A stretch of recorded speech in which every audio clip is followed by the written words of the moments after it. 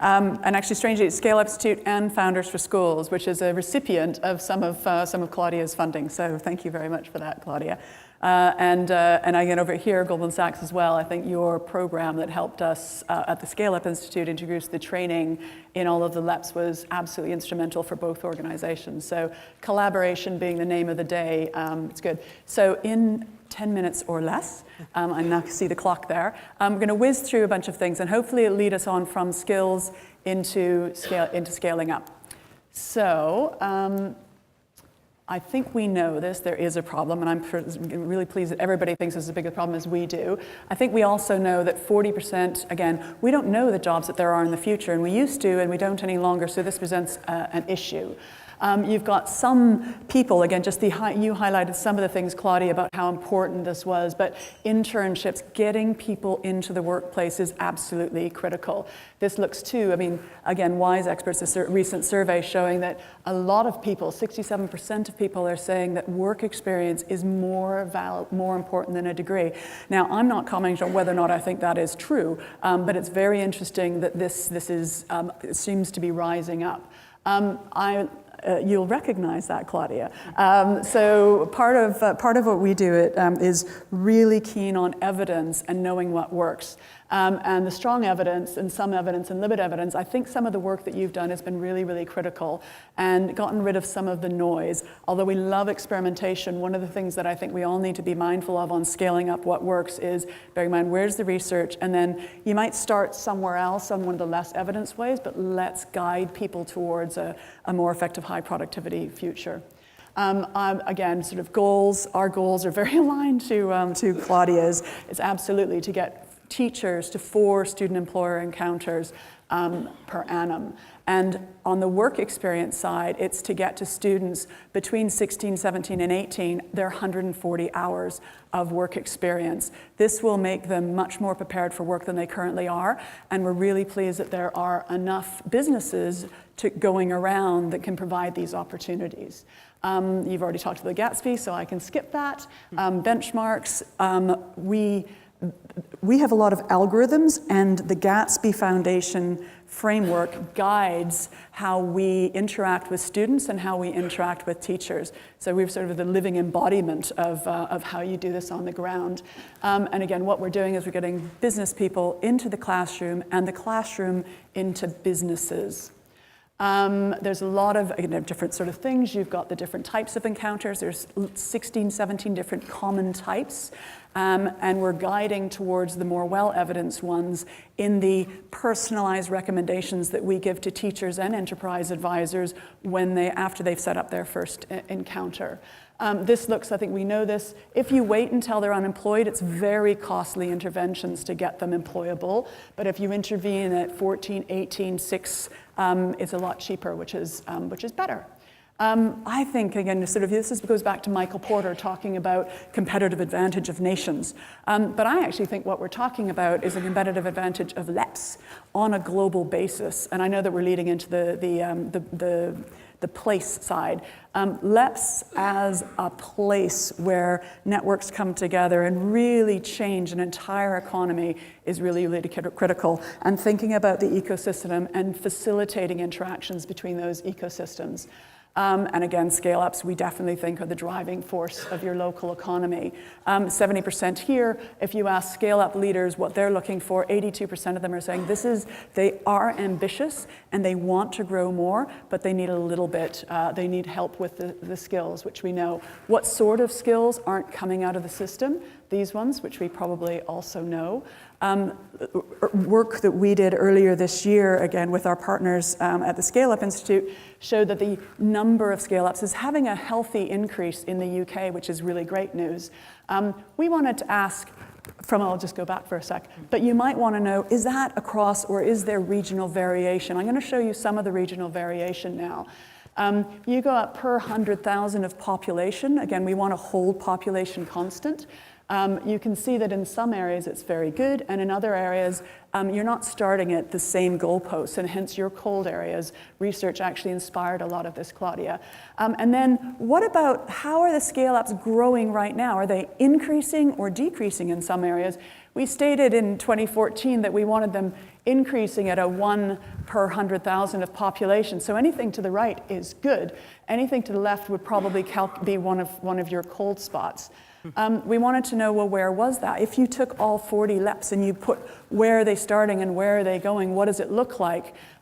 This is what it looks like. And we will release all of these slides later, so you don't have to kill yourself on this. We looked at the business inventory of scale-ups per LEP, and what it showed is, again, so the number of indicators ranked in the lowest third, but not Claudia's lowest third. We came up with a different lowest third, our coldest spot, and we took all of the businesses that there were in the LEP, and we looked at, are there a good number that are growing at all? And then are there a good number that are growing really, really fast? And where are they starting? If you see here, you've got 1 to 10 million in revenues, 50 to 100 million in revenues, 250 million, right? So do you have a healthy pipeline of big companies that are growing bigger? And also, what about the little ones? Do you have that are growing? And are they growing at 50% or 20%? So luckily, we have fabulous information from the government databases that allows us to look at the business inventory of our entire country. So that's what it looks like. If you want to go further, and this gets into Claudia's, the student-employer encounters per 100,000, you can see who's doing what at the moment. You can also see here, this is overall, this is, again, from the start, student-employer encounters per 100,000. And then you can look at, well, who's been the busiest in the last quarter? And it's quite interesting, isn't it, looking at who's been the busiest in the last quarter. And that probably means there's been programs and a lot of interactions. We wanted to look at again, sort of here, this is the indicators in the lowest third with student-employer encounters. You've got Camden, Kensington, and Chelsea, and then Bexley-Heath, because we're in London, we might as well look at London.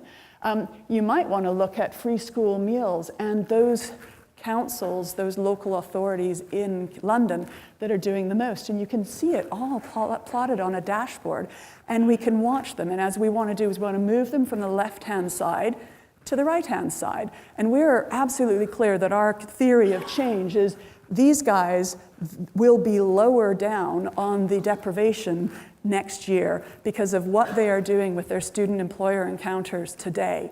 And if we can get everybody talking and taking some of the shining examples, we can be in a very different place very soon, which is great. We also looked at in the different, I'm from Cambridge, so we sort of look at mapping the skills in each country. We released this, the ScaleUp Institute released this in November last year. Where's the gap? And it's very different depending on where you are. Charlotte mentioned that earlier. Turnover growth per business. This is what it looks like if you take all of the women-led businesses in the UK that are scaling up and ask how fast are they growing and where did they start from. You can see the breakout companies and you can see the industry sectors. And I'll just point out, there's a little publication. If you don't know who yours are in your LEP, you can find it out, and it's on this, there's a little thing, or go online. But all of this information is available, and it's about your LEP. You can see the fastest growing sectors. And I love this in particular because the advice that we're giving to students says, well, these sectors are growing around where you just made that inquiry. You should think about applying to these companies, and we let them know the companies. Again, you can only do that with a national at-scale database, but that has all been done already, which is very exciting. These are the tools we make available to teachers, and you can slice and dice the businesses and the business leaders just as you would buy books on Amazon. It's a bit scary in some ways. These are showing the ones in Greater Manchester. This is showing how students have guided our development. She wanted an app so that she could rate the businesses that had given her work experience in the past year. So we've created an app for that, which is kind of cool. It allows you to get to the fastest growing companies in just a few clicks. This program's only working in Cambridge, Camden, and Manchester at the moment. But if you're interested in hearing about it for the national rollout, which will be in January next year, let me know. We're sort of lining up and getting a list of schools that are wanting to join in. This just takes you through the educational part of how we guide the students into putting in applications, how we train them. It's online blended learning, really important. You've got CBI, for Paul Drescher talking about this. They've agreed to a campaign to make sure we can get every business on there, and I thought this was really good from the FSB as we were here also. Work experience right into the hands of teachers and, more importantly, the students, absolutely critical going forward. So we are, and Founders for Schools, working with the CEC and every single LEP in the country, are creating a pipeline of post-Brexit talent for the scale-ups, and that will drive economic growth, and it's really, really important for all of us to do. The training that we do for Claudia, for the EAs and the teachers, and the LEPs are coming up. These are the next 3 training sessions that we have, so if you want to hear more, then sign up for one of the training sessions. They're online, they're webinars, but they give you a sort of a guidance as to whatever your questions are. And I think that is that. These are some of the amazing scale-up programs that are in your LEPs right now that we find inspiring and that are creating lots and lots and lots of scale-ups and lots of more skills gap. So these guys are creating the skills gap, and we're trying to work with the schools and the educators to fill up the skills pipeline as fast as humanly possible, or actually robotically possible, because we're using technology in a really aggressive and pretty sophisticated fashion. Anyway, that is me. Thank you very much. I look forward to the rest of the discussion.